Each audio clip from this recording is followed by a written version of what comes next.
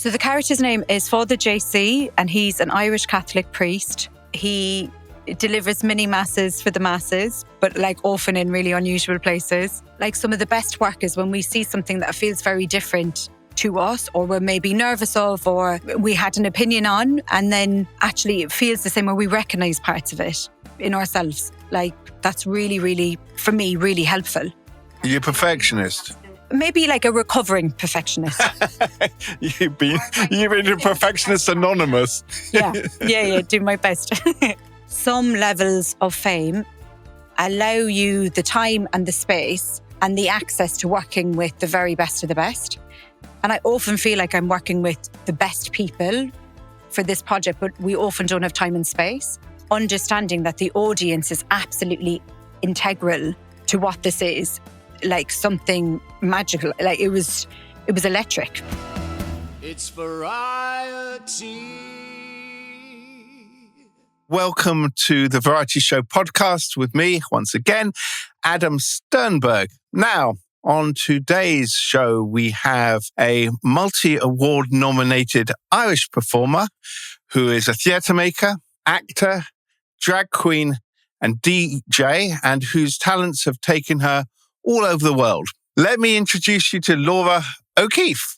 Laura Wyatt O'Keeffe. Laura Wyatt O'Keeffe. And drag king. Drag king. Did I say drag queen? Yeah.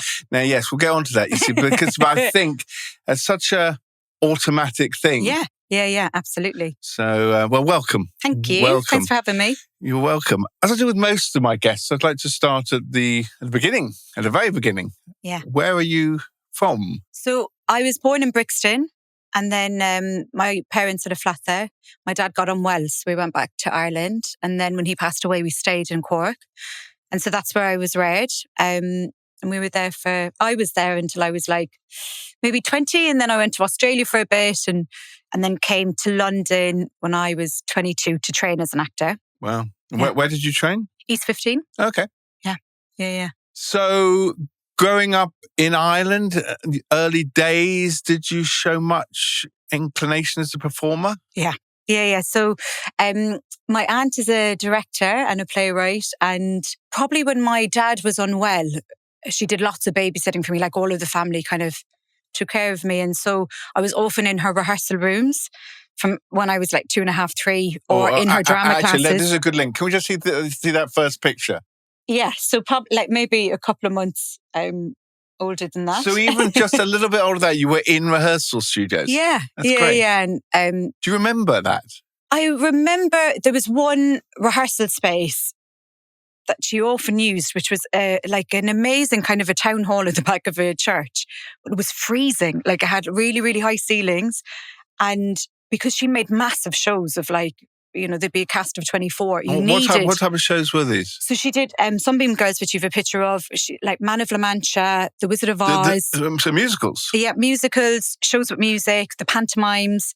And was this community-based, or was it? Both, but at that time it was all, she was working with professional casts and making shows for the Everyman in Cork and Cork Opera House. And she did the first production of Singing in the Rain, actually. Wow. That started in Cork and went to Dublin. Yeah. Do you remember that? Yeah.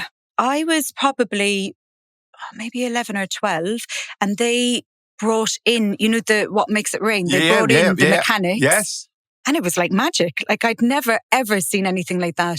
And I obviously knew some of the actors from growing up, you know, and from being in those rehearsal rooms and then being in shows with them, and just being absolutely marvelous because it's so glamorous and amazing. But then there's that real tension between who the actors are in the musical and who they really are, you know. So you have I can't stand him, you know, that and then she's supposed to be the beautiful heroine, and then they have to recast her because she can't sing and she doesn't sound like she should. But yeah, just that, like those two worlds, you know, coming together, and yeah, it was extraordinary. So that's amazing. That's definitely a formative thing, isn't it? Yeah. To be able to, and you yourself as well as watching this were beginning to do it. Yeah, so I think when I was around 3, so like probably close enough to that, my mum says that I just was begging and was like, can I please go to a drama class? And so started drama classes, like probably before I started school at 4.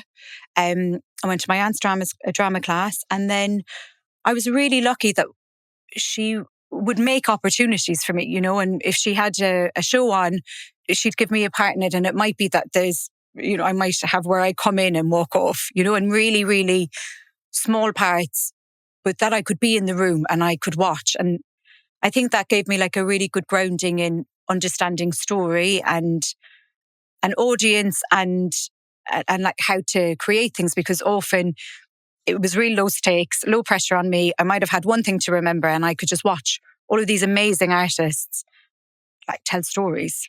Probably in comparison to some of my friends that I trained with at drama school, I, as an actor, was like often thinking about everything else, you know, and not my moment in this monologue, my intentions, but more. I guess you should draw a quick corollary here with football, actually. Okay. Because they say the best players are much more aware of the game that's going on around them necessarily than their own performance, to see what else is happening, to get a picture of the whole thing. Because for you to be successful in performance, you have to be able to see the whole thing rather than just your bit, I suppose. Yeah, exactly. That's the first time I've ever drawn that. I was quite surprised. Quite surprising. I was too quite, but still. Not just a performer, I'm also a footballer. Thank you so much. You're welcome. You were doing these shows, and you were doing relatively conventional drama classes at that time? Yeah, so, you know, kind of after school on a Friday, and then you had things like Lambda exams, were, and then there was a thing called Fesh Matthew, where you would go and do a poem or a monologue.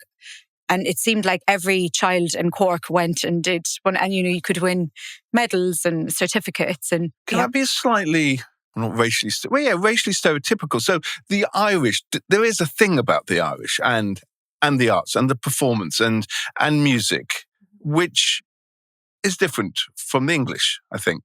Yeah, like every country is different to each other. Yes, that's true. But the Irish, there is a huge wealth of talent, which outweighs the size of the country. Yeah. And I think it is, like, everyone is a storyteller and everyone is like curious and interested. And it's something I hadn't realised, even being here for so long and going back. And I hadn't really realised that until I went back to do a festival for the first time, doing a drag performance and DJing. And it was a friend of mine had recommended me. And I had done lots of festivals here, and like the scene is really amazing and generous, and, you know, you get to know people. But when I went back to Ireland, I suppose I was a bit nervous, and I had Irish people come see my act, but hadn't done it in Ireland. So didn't really know how it was going to be received or whether it would work as well as it does here. And was working with loads of artists I'd never met. And there's a real kind of camaraderie that you do have, obviously, in the queer scene, and you do have in the cabaret scene. But particularly, there's a kind of, it's everyone's responsibility to have a good party and to have a good time. Like, there's a real, almost like a seriousness around, we need to make sure we have a good time, and we need to make sure the audience has a good time. And I was working with the Wild Geese and Ping Pong Disco. And before we would start performances, like Ping Pong Disco would run all day long, there would be a meeting of the 20 people who were going to do performances that day. And Cian, who has Ping Pong Disco, would lead and say, okay, this is the story, and remember this, and help that person out, and they need a bit of help, and someone's performing over there, go over. And there was a real kind of seriousness about having a really good time. And taking care of each other and the audience and that space, and like hosting. So almost like the whole thing becomes one, a sort of a family sort of thing. Yeah. And there is that too, but in a different way. I just hadn't experienced it in that same way. The other thing, and I'm touching upon this rather early because I normally get this towards the end, and this is slightly political. There's been a lot in the press at the moment in the UK about how under-supported the arts are, and how actually, unless you're relatively well-off middle class, it's actually quite difficult. Mm-hmm. Whereas I believe that the Irish government guarantee a wage. So that's a new scheme that I think came in maybe 3 years ago. And I think Paris, or like not just Paris, France had it, I think, at one point as well. And maybe they still do, where you get a stipend. Yes. And it was means tested as far as I know. I think they've extended it. And yeah, they basically you would have some criteria of, like, maybe you had so many professional credits, you did this much work professionally, and then they would just pay you a basic wage. And I imagine it must have come from absolutely an understanding of how powerful and important the arts are, and that it does make money for people, and it, but something is amiss in for it not to be self-sustaining. And I think that's right. And I'm sure that should be the case everywhere. Yeah. It shows the value of the arts, but also how arts give back to the society on a general level, but also back to the society on a financial level. And you probably would amplify the amount of art that's made by doing that. So even if people are only technically being paid 3 days a week, because that might cover their rent and, that might cover everything they need, they probably will make work for 5 days a week. And then you get another 30% of art being made. And in a way that isn't causing people to burn out, or that there's a very select number of people with a select type of experience making art. So it works out in the end. You get more from your money. Exactly. Going back. Yeah. So you did your Lambda exams, etc., etc. You then went to drama school? So then I went to drama school, went to East 15. How old were you then? I did a master's course, so I was 22. So you'd done a degree before that? Yeah, so I did a degree in drama and theatre studies in UCC. And that was University College of Cork. Yeah. And it was brilliant in lots of ways in terms of the expanse of my knowledge and information, and the types of plays that I was reading and the types of work I was engaging with. It was incredibly academic in lots of ways, lots of discussions. Which I suppose, yes. Yes, because it's a degree course. Yes. But the head of my course was just incredibly supportive and would read your work, and if you wanted to write a play, and would give you advice. And also because the course was maybe 16 hours of classes, and maybe I was supposed to be, I don't know, writing essays or researching, but I used to do loads of plays around it and would work. When you say loads of plays, performing in? Yeah, performing in lots of plays while at university. So kind of having the best of both worlds. What was your love, would you say, in terms of performance, the type of thing you'd love performing in most? I think at the time it was drama, and proper. Yeah, or just maybe drama is the wrong term for it, but weight and great pain and moving through it, and the big things. So Shakespeare? No, not Shakespeare. I think he's lovely, but not for me. Well, interesting. Why not for you?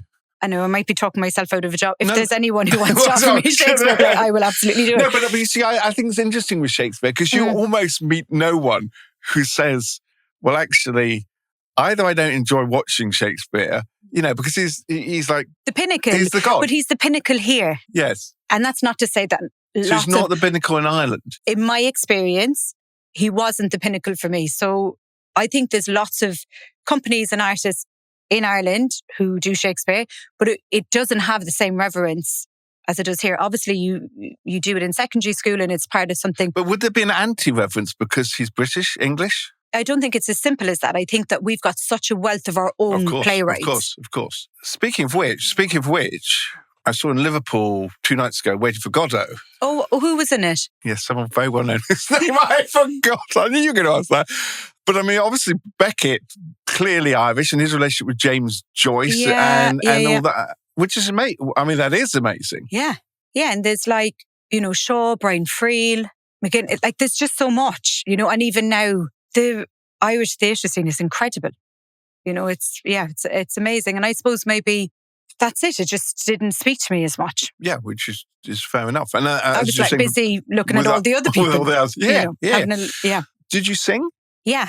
I did, not in a musical theatre way, in a sense of it. There's very little polished about my singing, but it is something that I'm trying to find my way back to and trying to do a bit more in performance, of even if I'm just banging out a couple of lines, because I know I can sing, but I get quite nervous about it. And it's something I can't quite control on stage. That's interesting. Yeah. Is that because you think you've done less of it, or because... I'm probably not doing enough of it. I think that I also see people who are really brilliant and they can really craft it. And I also know what it's like to watch someone singing and feel the unsafety. When you... Hold on, though. And this is something we touched upon earlier. Mm-hmm. Isn't the unsafety part and parcel of the whole thing? Don't you need to be a little bit unsafe. Yeah. And I think that's probably where there's a bit of resistance. And I think I also, because it doesn't have to be perfect and it doesn't have to be pitch perfect and all of those things. But I think I've given myself some task where it has to be absolutely perfect. And every note has to, maybe like a recovering perfectionist. I'm finding other things to try to be perfect at. Yeah, do my best. So you did your degree and then you went to East 15. East 15, which is in London. Yeah. And that's a 2-year, 3-year? So it was a year because it was a master's course. Oh, yeah. And one of the things that we learned in that course, what we did a lot of work around devising. So we did obviously all of the usual things that you would do to train to be an actor, but we did do devising. And the head of the course was really clear that it would probably be very hard and that leaving drama school or having been to drama school guaranteed none of us work. Yeah. And so we did have sessions on how to make your own work or how to get funding or like all of those things that kind of sat around it. And I had actually, with that show that we were speaking about, the Sunbeam Girls, had written on that project with my aunt and another Sorry, can we people. just see a picture of Sunbeam Girls over there?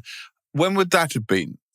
I think this is I think it says 2011. No, maybe 2010. Yes. So that would have been maybe second year of university or third year of university. Okay. So I would have been about 18, 19, because I was really young when I went into university. Okay. And where was that? That was Cork Opera House. And it was so the Sunbeam factory is a factory in Cork that burnt down in the end. But it was one of the only factories that would allow women to come back to work after they got married. Interesting. And it was open for decades. And when was that play set? So this play was set over the 60s up to modern day. So I think it was like there was the story of the mothers, which was maybe in the 50s, and then the 40s, 50s, story of the daughters in like the 60s. And then there was a modern day element to it. And there was lots of singing in that, but not in a musical sense, but how like the women would sing while they worked. And so singing in character of how they would have. Yeah. So you don't have to be good then. You don't have to be a good singer. You can just sing. So I'd done some writing on that. And then so when I left drama school, and unfortunately I didn't become famous overnight. Did you want to be famous? Definitely then. Yeah. And that's a question I ask everyone. And why did you want to become famous? I think that's what I thought was success. And I think but I still feel like this, that I think that some levels of fame allow you the time and the space and the access to working with the very best of the best. And I often feel like I'm working with the best people for this project, but we often don't have time and space. And I think, when you watch a show that is a brilliant idea, but just the right people at the right time and making at a scale without any limitations. And it is extraordinary. And you can even see it when you see the performers on stage, that there's just this energy that this is exactly the right time to do that work with those people. And you just aren't afforded that when you're making without that access, without being really famous or really rich. So unfortunately, this goes back to what we were saying before, money is important. I mean, yes, earning money, but the money needed to put something on, which is never cheap, whatever you're doing. Yeah. And the money needed to market the performance. Mm-hmm. So however well it's written, however great it is, unless you've got an audience. Mm-hmm. And there we hit upon the contradiction, don't we? Mm-hmm. Art and business. The two have to sort of work somehow together. And then also, like, coming back to drag, often you have drag which is exceptional and powerful, and you will see something on a Monday night, in a packed room, and it's extraordinary, and it's everything that, I definitely felt like there was a period of time during the pandemic, I realised I didn't miss theatre and had been trying to make it and trying to get into those rooms and had been doing everything I can. And then the pandemic happened and everything closed and I didn't miss theatre. And I found drag by seeing a friend of mine win a drag competition, Man Up. And in that room with none of that access, and not loads of money, but with brilliant people and with the understanding that the audience is absolutely integral to what this is, like something magical. Like it was electric, you know? And so there is that it's on two sides. But you just wonder what would happen if everyone had exactly what they needed, like what kind of work would be made. Maybe that wouldn't be good either. Maybe then that becomes too easy somehow. Maybe the struggle is part of the tension somehow. And the other thing is you never know, even with the best people in the world and the best writing, whether it's going to work or not. You never quite know. No. And I think like there's a happy medium because, you know, like you brought up Beckett and like he started to write in French because he wanted some limitations. And of course you need limitations, but you know, a struggle is hard, you know, like it is. And you need a medium where sometimes things are hard and then through necessity you make something brilliant.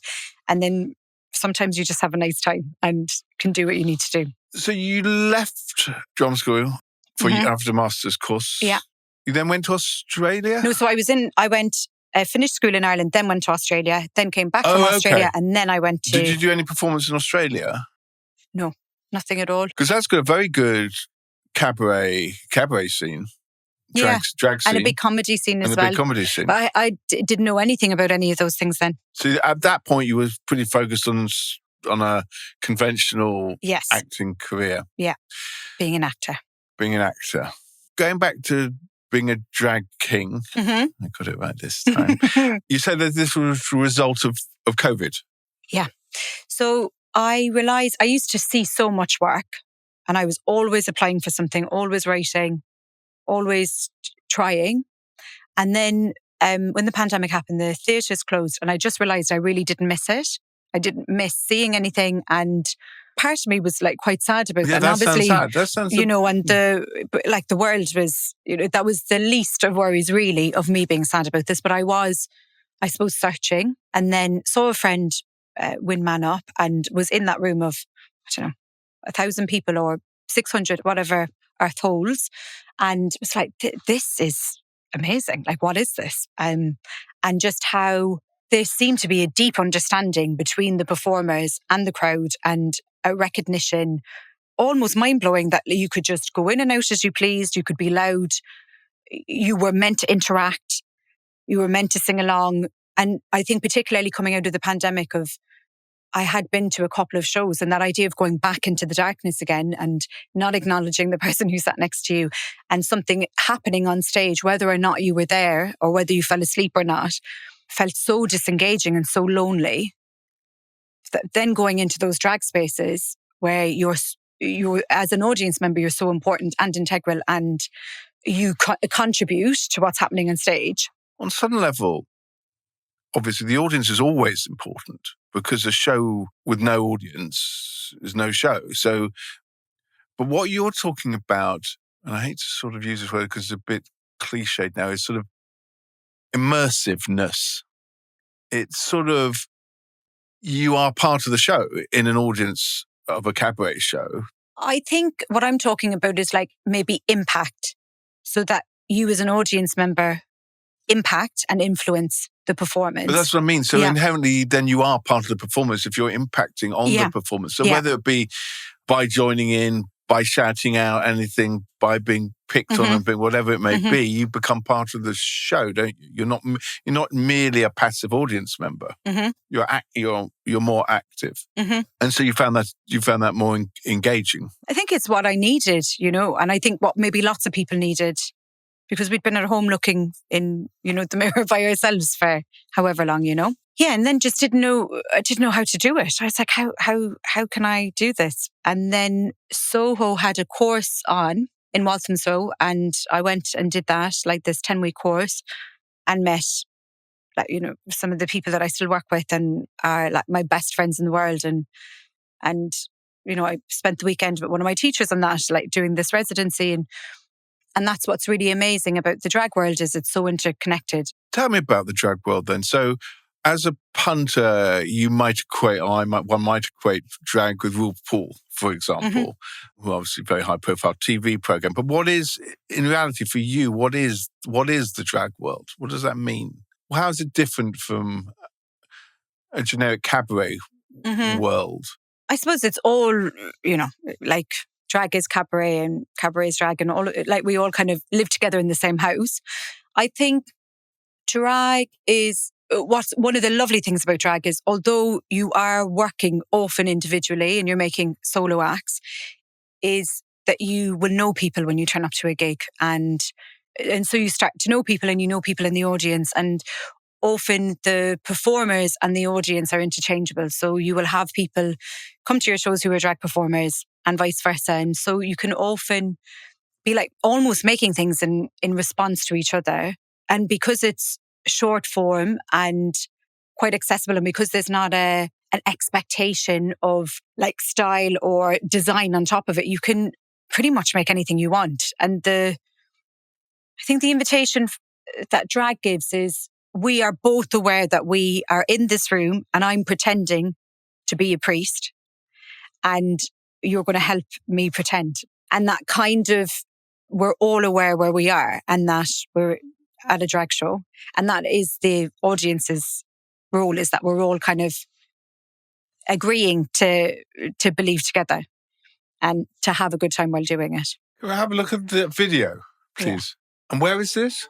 So this is a church called Asylum Chapel. I can't remember where it is now. It's like this amazing, beautiful church. And this is some like promo video we shot maybe, oh God, by the looks of my makeup, maybe 3 years ago now.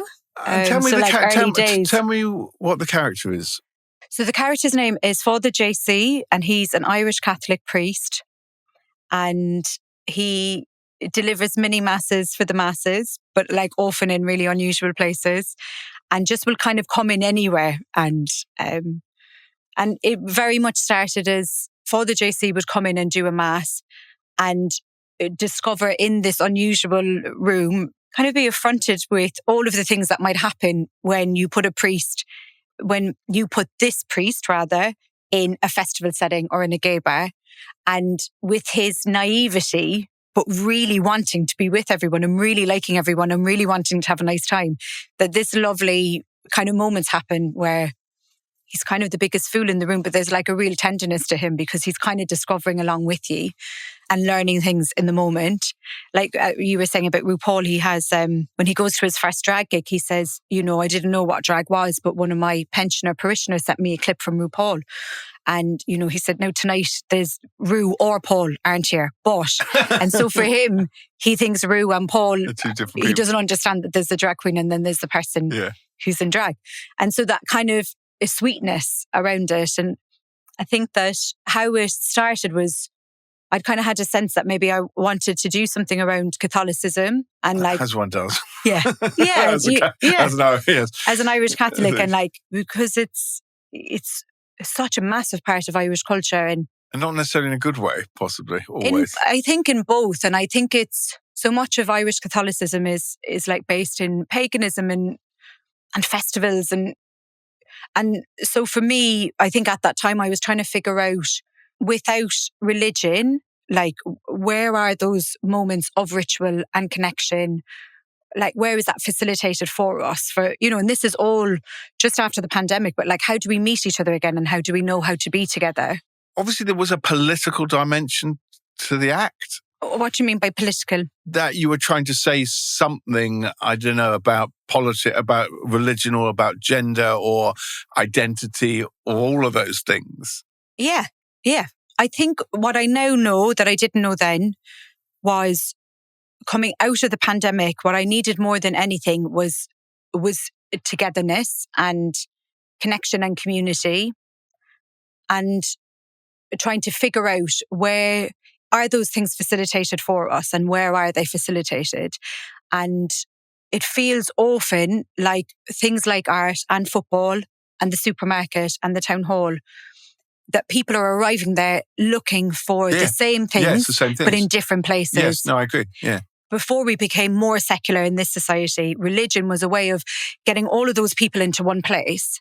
And for a moment, we were together and we recognised the sameness in each other and the difference. No, of course. And of course, the huge theatricality of a Catholic mass. I mean, amazing costumes, amazing music, the smell. Yeah. It was literally Wow. Yeah. Yeah. And the understanding of like taking something so inexplicable, like the feeling of divinity or connection, or, things that we can't understand, and making stories out of them and sharing them with each other in a way that made it make sense, or it made the nonsensicalness of it okay. Yes. And that's what happens in a good piece of theatre. You arrive at some place that's more than your day-to-day life. Or you meet your day-to-day life there and you realise the importance of it. Yes. And it's magnificent in that moment. And and that is what drag does really well, and what club culture and pubs and dance floors and, and marches and marathons and all of these things that, it's almost like they've been made.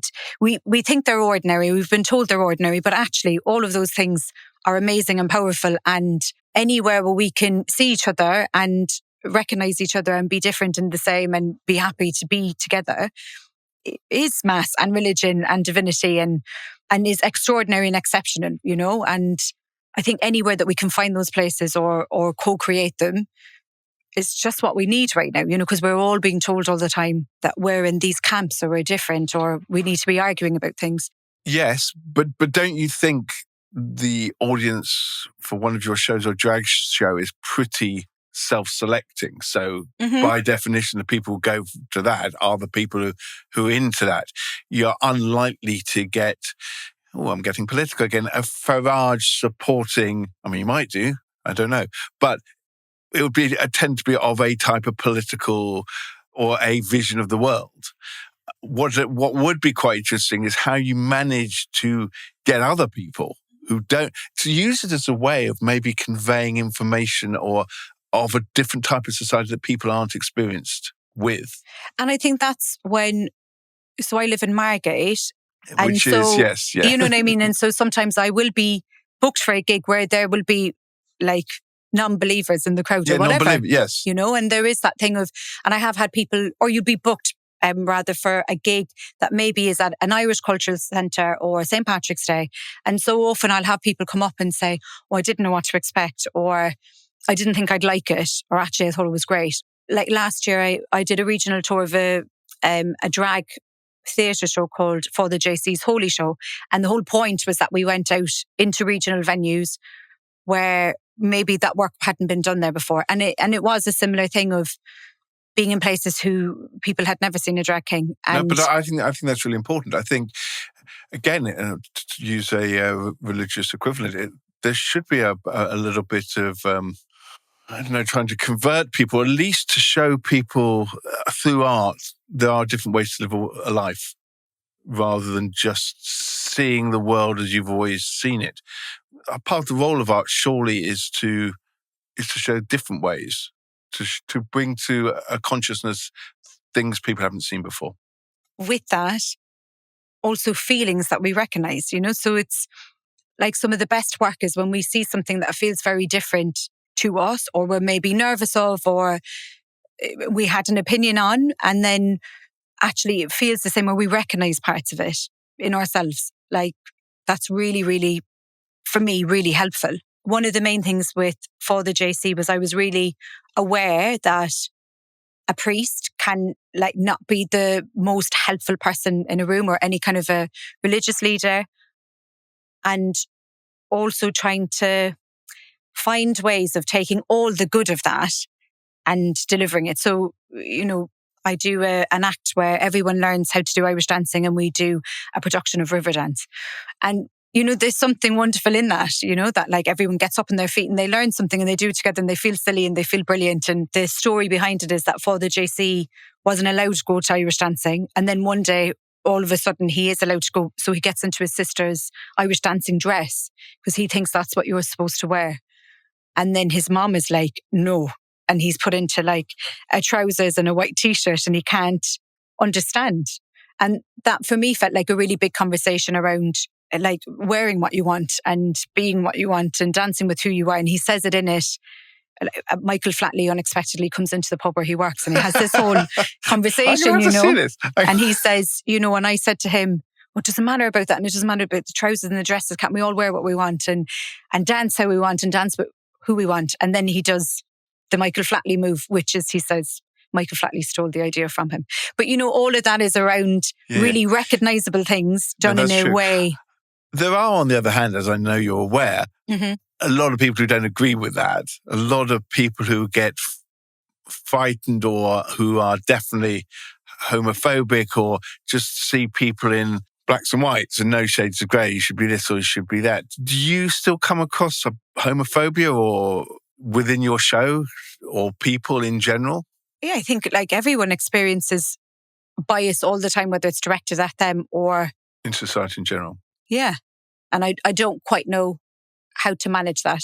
Well, it's hard, isn't it? Because that's contrary to everything you believe in. Yeah, and I think like living in Margate, there's like a really massive Pride. Like I think there's 40,000 people come down for Pride and there's loads of art and loads of, like there's a club for anything you could ever want and loads of community centres. But there's also lots of flags at the moment, and has been for the last year. We're often like tricked into believing that things are one or the other. And there will be people who will be putting up flags who also will come to a show at the weekend. You see, I find that interesting because I think you're right. I think people do believe they're one or the other, as opposed to people sometimes a little bit of both. And that's the trouble with society at the moment. It's the polarisation. It's much easier for people to perceive a society which consists of people either there or over here, as opposed to the reality of humans who are just a grey mess somewhere in the middle and trying to work out what is the best thing. Yeah, and but I that's think, a hard, complicated thing. That is. Yeah, and I think it would be so much easier for me to like come down to a regional town and expect it to, to have all of the same beliefs as mine, or you know what I mean, or to be judgmental, whereas I'm often shown such generosity and care and allowed to be all of the different versions of myself. And it would be easy just to think that everyone is one and the same thing because people are scared on both sides of all of the different things that we're supposedly on different sides on. And people are doing terrible things and brilliant things. Things are more complicated than that. And not everyone has the capacity to be able or the time to think about those things in that way. But I know for me, I'm trying to hold in my head that like someone can find my act really funny and still think I shouldn't be dressing up as a priest or as a drag king. And those things can exist. So in your career now, moving forward, are you envisaging doing bits of everything? So to continue doing drag, going back to doing more conventional theatre as and when? This year I've started auditioning again, which is like the first time, maybe in like 10 years. So that sounds like a big step. Yeah. And I did, so I've, do you know Seawall by Simon Stevens? So Seawall I did maybe 4 years ago. I did like the first female production of it. So it becomes a story about a same-sex couple. And then I did that in Ireland maybe 2 years later. And that really kind of started my brain thinking about, it's such a joy working on other people's scripts and working in that, in that way, back slightly more conventionally, because of course it's not an entirely conventional play, and there's no set or anything like that. But yeah, but like different stories, working with bigger teams again, working on long form is something that I didn't realize I missed as much, because drag often is like 4 to 7 minutes for an act. Maybe you're hosting, but the kind of filling in of a story and like building something. Yeah, that I had missed, which I didn't realize. Okay. Now, at this point in the podcast is where the guest, i.e. normally teaches me something. Yeah. And do you have something that you can teach me? Yes. I was thinking of teaching you some Irish, because obviously, we've had loads of lovely Irish things happen recently. So to say hello, you would say Dia Gwit. Dia Gwit. Yeah. And that basically means God be with you. Dia Gwit. Yeah. Yeah. And then for you to introduce yourself, you'd say Adam is Anam Do. Adam Do. Adam is Anam Dum. Pardon me, Dum. Tom. Dum. Dom. D-O-M. So you say Adam would be your name, and then is Anam Dum. Adam is Adam Don. Anam. Anam Don. So what does that mean? So Is would be like is, and then anum is name, and dom is like on me. So the name of Adam is on me. Oh, that's interesting. So that again, Adam is anum dom. Is anum dom. Yeah. Anum dom. And do would be like him. So dom. So if you're introducing yourself, you'd say Adam is anum dom, but then you would say like his name is Adam is anum do. And it's your name is on you, is the direct translation. That's interesting. Well, I've never done that before. Great. Thank you. Thank you. Thank you very much. Have you ever envisaged doing something that isn't performing? A sensible, normal 9-to-5 job, an accountant or, I don't know, a lawyer or... Well, I do have normal jobs. So I work for English National Opera on a project called Breathe, which is an online project for people who have breathlessness due to long COVID. So that's it's where interesting. Opera singers run a 6-week course where they retrain people how to breathe. That's fascinating. Yeah, it's with Imperial. Been working on it now for 5 years, and it's incredible. And it's one of the best things I've ever done in my career in terms of understanding the impact, like the physiological impact that art can have on people and wellness, as well as seeing lots of people who maybe wouldn't sing or be engaged with opera, because obviously you're not singing opera during the courses, but be engaged with an opera company in such a way that has a massive impact on them. Like, so often get feedback where people are like, this is amazing, this was life-changing, I'm so grateful for it. So how does it work? Is it done in a group? Or? Yeah, so there is, for 6 weeks online, there'll be a group of between maybe 10 and 20 people, depending on the waiting list. And then for an hour every week, they'll go through this program.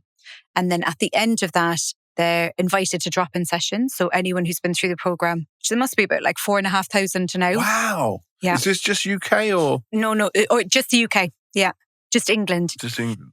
Yeah. And then, so they're invited to that. And then, so I run the drop-in sessions where we'll have a singer or a musician will lead them, and I'll just be the host, making sure everyone's okay. And sometimes we've like over 100 people at those. That sounds amazing. It's incredible. It's really, and just it's been written up in The Lancet, which is a medical journal, about the impact of it. And yeah, it's incredible. And that's still ongoing? It's still ongoing. And then I work for a tech company as well. Boo. Actually, it was interesting. I was interviewing someone else who was saying that after all these tech millionaires have made their billions every day, they too will go home and watch film or listen to music or something. So art permeates everywhere, even those people who you don't think might watch or listen. Yeah, because it's stories. Except Donald Trump, of course, he probably... Sorry. Yeah. But I mean, the thing is, if we think of like art as like an umbrella term for storytelling, like everyone's telling stories all the time. And the person in Sainsbury's who's telling you the story, as well as the TV or the radio presenter or that song, like it's all storytelling. And that's innate, that's from when we're kids. So of course, everyone needs it and uses it. No, that's true. And you do think as you pass people sitting on a bench or sitting on the tube, the stories that they contain. Yeah. You obviously don't know. Yeah, and you kind of like... And you plot them and you recognise them and you don't recognise them. And imagining their stories, hearing a mother and a daughter chat and maybe overhearing a word or two and then creating a story out of your own story out of that. Yeah. The characters that you see everywhere. Yeah. Performance-wise, is there anyone who's throughout your life has been a role model or someone that you've been a star that you've aspired to be? I think it shifts and changes all the time. Like Enda Walsh, I read Enda Walsh, who's a playwright, when I was maybe 16, 17, and that really made me want to write. Obviously, it's shifted and changed since he started, but the way he describes it, he will say 10 words to get to the one word. And that might be infuriating for some people, but for him, the journey to finding the right word to say it is really important. And so his work is really dense and rich and full of images and really Irish in a way, like the vernacular of it. So he was really important to me for a really, really long time. And then even now, like looking at Rosalia and like what she's doing with her tour and how she's talking about like connection and divinity, and or even looking at club culture and like Fred again, you know, where he's doing like massive samples, creating big DJ sets that actually have lots of other performers there, and kind of almost these collective shows that, you know, are like theatre in a way, where you've got lots of people. You know, Kay Tempest, like his work is always... It is interesting, isn't it?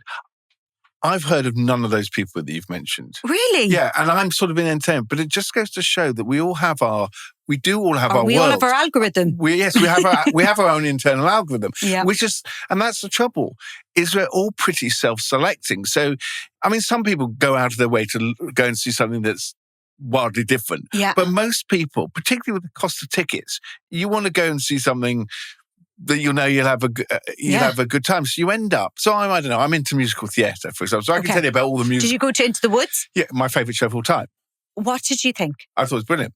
I loved what they did with the cow. Yes. That the fact that it was this ragged... So this feels like drag to me. So the fact that they had a cow that was clearly like a stuffed teddy, and then the actor who was Jack. Jack. Yes. Jack, who was believed so much and cared so much for this stuffed toy that we all believed in the cow and didn't want the cow to... And I just thought that's such a clever way of inviting the audience to believe in something with you.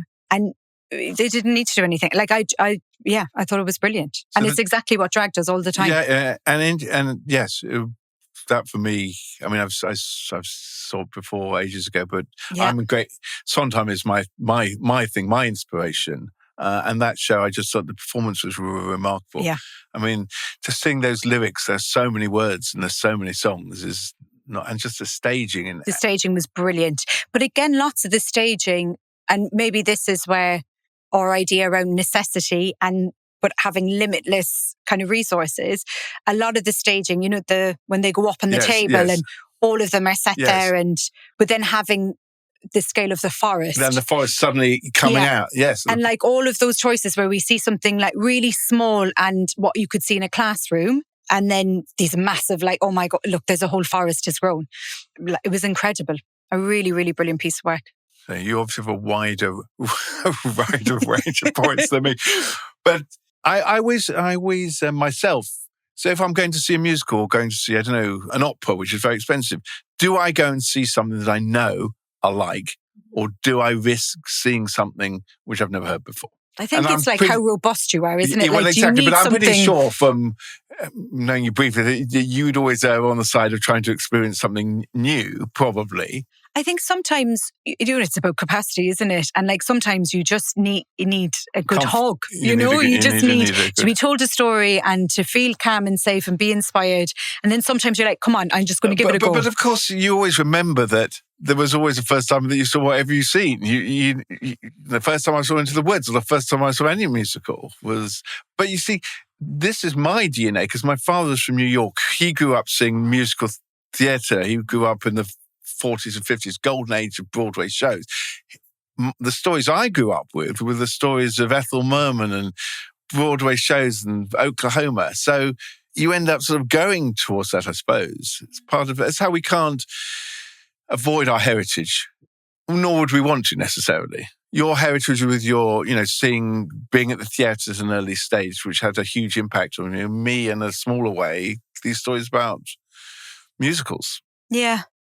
And I think we re-meet it in different versions of ourselves, like me re-meeting Catholicism, and then finding a different version of it, or pulling out strands of it that feel like everything. But that's also the skill of art, isn't it? It's like a filter. You can take something that you've experienced in some way, it goes through it, and it comes out as some different form of that thing. Yeah. Religion or identity or whatever it may be. Art is a fantastic way of reforming it somehow. Yeah. And I think often like the essence might feel the same, So is it to be, you go in to be inspired or to be connected or to be reminded or to feel safe or, however we tell the story, we're often coming back to the same purpose. Yes, I agree. This has been a delight. It's been great. Thanks so much. No, thank you very, very much. It's been an absolute pleasure. I'll have to come and see some of your shows. Please do. I have to broaden my own horizons. Definitely need to broaden. It doesn't take much to broaden them, to be honest. I'll make sure to invite you. Please do, please do. Anyway, thank you very much, Laura. It's been a pleasure to see you. And thank you for watching this episode of the Variety Show podcast. For information on future shows or to see clips of past shows, do visit us on our socials at The Variety Show Podcast. Till the next time, thank you very much.